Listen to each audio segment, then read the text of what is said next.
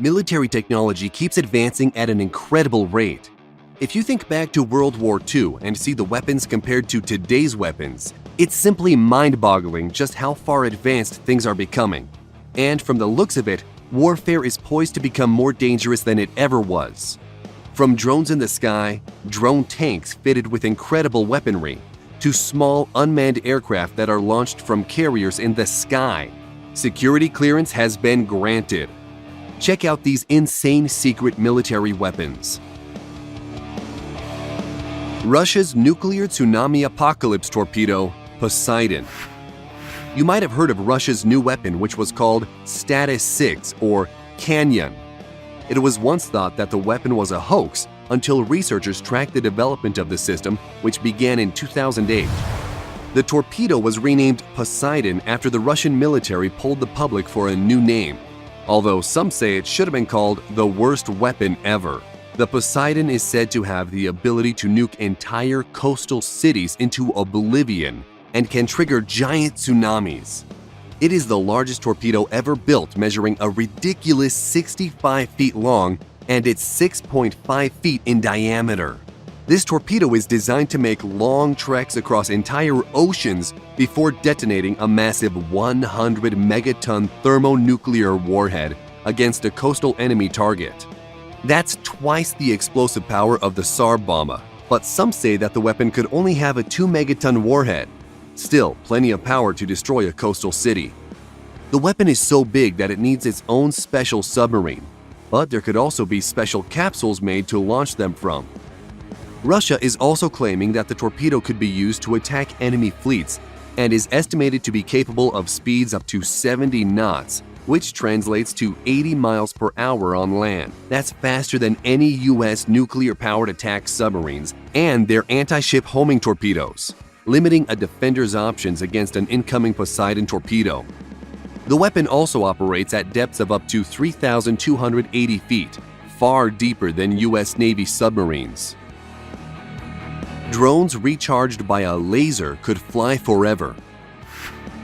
The Defense Advanced Research Projects Agency has developed a drone that has solar panels that are built into the wings and batteries in the fuselage. The batteries provide the power, but as they begin to drain, drone operators aim a laser beam at the solar panels, which recharges the batteries. This means that the drone could stay in the air forever as long as there is an operator to charge it.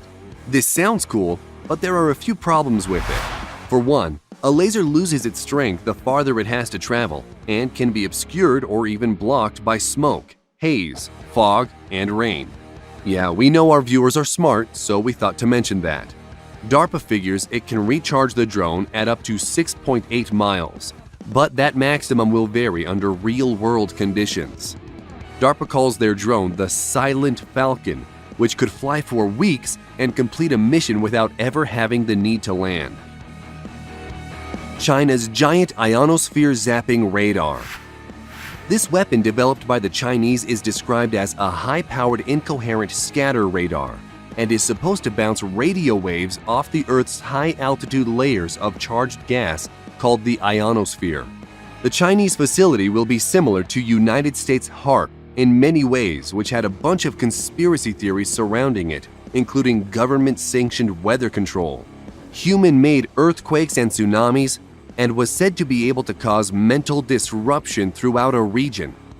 The Chinese facility is on the densely populated island of Hainan, beside Sanya, a beachside city bigger than Miami or Honolulu with more than 400,000 inhabitants. Despite all these conspiracy theories, it is said that it could be possible the system could blank out ELF communications and selectively interfere with other satellite communications that would severely affect any submarine operations in the South China Sea. China could even use the new array as a transmitter for ELF radar to detect submarines at long range. Project Thor. Although this project has some limitations with our current technology, it's something that is still on the table. We're talking about a weaponized meteor strike. In the 1950s, a Boeing operations researcher by the name of Jerry Pournelle envisioned a weapon system armed not with conventional munitions or chemical explosives, but massive rods forged from the heavy metal tungsten, which would be dropped from suborbital heights. It was called Project Thor, but others named it Rods from God. Weapons researchers refer to it as a kinetic energy projectile, a super dense, super fast projectile that destroys everything in its path. Imagine a 2,000-pound, 20-foot-long and 1-foot-thick tungsten rod about the size of a telephone pole dropped on a target from space and reaching sound barrier-breaking speeds. It would be capable of penetrating hundreds of feet into the Earth's crust, and the destruction would be the equivalent of a nuclear blast, but without the fallout. But it has its problems because boosting enough of these into space would be very costly, and each rod itself would cost $600,000. But there is a rumor that the Pentagon is still looking at this weapon. Juliet Marine Systems Ghost. The Ghost is an advanced supercavitating stealth ship that reduces hull friction to 1/900th that of conventional watercraft. The Ghost uses a gyro-stabilized dual pontoon supercavitating hull that can run at top speeds through 10-foot waves. Called the Small Water Plane Area Twin Hull, or SWATH, it is controlled by 22 computer-controlled underwater control surfaces. When at rest or moving slowly, the Ghost sits in the water on its centerline module. At 8 knots or faster, the high-grade marine aluminum buoyant hulls lift the vessel and achieve full stability.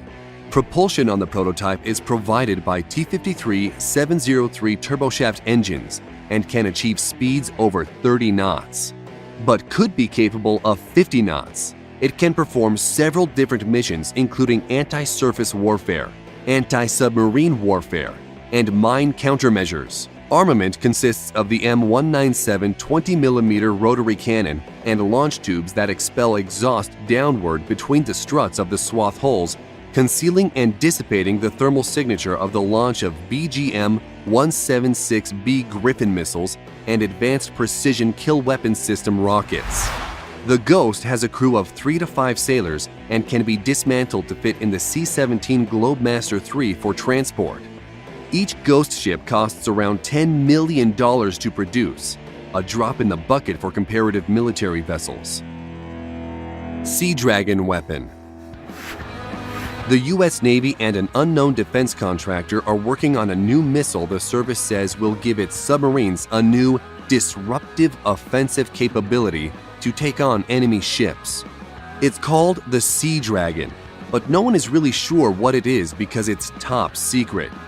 However, it is known that the missile uses some current technology and could be the SM-6, which is designed to be launched by U.S. Navy Arleigh Burke-class destroyers and Ticonderoga-class cruisers to defend the fleet from cruise missiles, manned aircraft, unmanned aircraft, and even short-range ballistic missiles. The missile's only drawback is, originally designed to shoot down flying targets, it has a fairly small blast fragmentation warhead.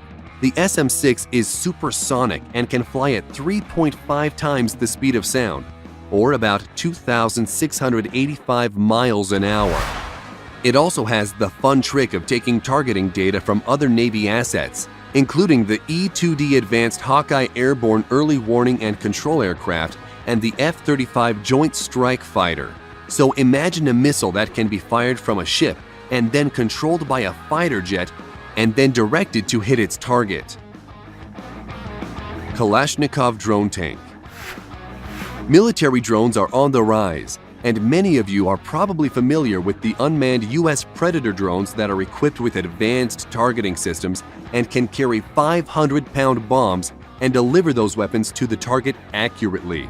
With this in mind, it would seem logical that ground-based drones, such as the Kalashnikov drone tank, would be the next generation weapon to enter warfare. Russia's Uran-9 combat drone packs some serious firepower, with one 30mm 2A-72 automatic cannon and 4 9M120 1-Attica anti-tank guided missiles. It is 16.7 feet long and weighs approximately 10 tons. It may look impressive, but it had trouble with the fundamentals, not only of armored warfare, but warfare by remote control. The remote control combat vehicle lost contact with ground control stations only 1,000 to 1,600 feet from its manned control station, suffered from an unreliable gun and suspension system, and could not target enemies while on the move.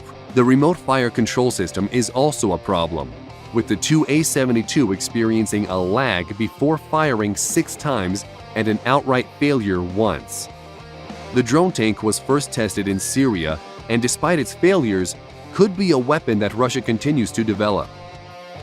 Tank-killing quadcopter drone. The armed forces of Belarus have demonstrated a new quadcopter drone that can carry a tank-killing rocket launcher which carries an RPG-26 single-shot rocket that is remotely fired by the drone operator. While the drone is of questionable effectiveness as a tank destroyer, it is a deadly harbinger of things to come on the unmanned battlefield. The type of drone is unknown, but the design appears to be a quadcopter capable of lifting at least 7 pounds. But the RPG it can carry has a range of about 250 yards, and the warhead it has can penetrate a 1.7-foot thick plate of rolled homogeneous steel armor, which is the standard metric for armor plating. However, the RPG-26 can't penetrate enough armor to take out an American M1 Abrams main battle tank, at least not head-on anyway, and it probably can't penetrate the M1's flank armor either. But a rocket-firing drone could conceivably maneuver to shoot at the top or rear of a tank, where armor is thinnest. The Belarusian tank drone is the start of what could become a very uncomfortable trend for Western tankers. Iron Curtain. With the name of Iron Curtain, you might think this is a secret Russian military weapon, but it's not. The US Army is testing a system designed to protect military vehicles smaller than tanks from attacks. This Iron Curtain uses a combination of sensors and downward-firing projectiles to stop incoming rockets and missiles from striking vehicles by setting off their shaped-charge warheads before making contact with its target. With the Iron Curtain installed, the vehicle is surrounded with radar and optical sensors. The outward-looking radar picks up any incoming missiles as they approach, while the optical sensors spot it in milliseconds before impact and trigger the downward-firing interceptors. The US Army tested the Iron Curtain back in 2013, and it apparently got a perfect score. So, it's been tested against rocket-propelled grenades, but how it fared against anti-tank missiles remains top secret. Gremlins aircraft carriers. The idea of an aircraft carrier that operates in the air is not a new idea. And aside from the fictional flying aircraft carrier, the helicarrier, which appeared in the American comic books published by Marvel Comics, it would seem that this is an impossible feat. But not so fast.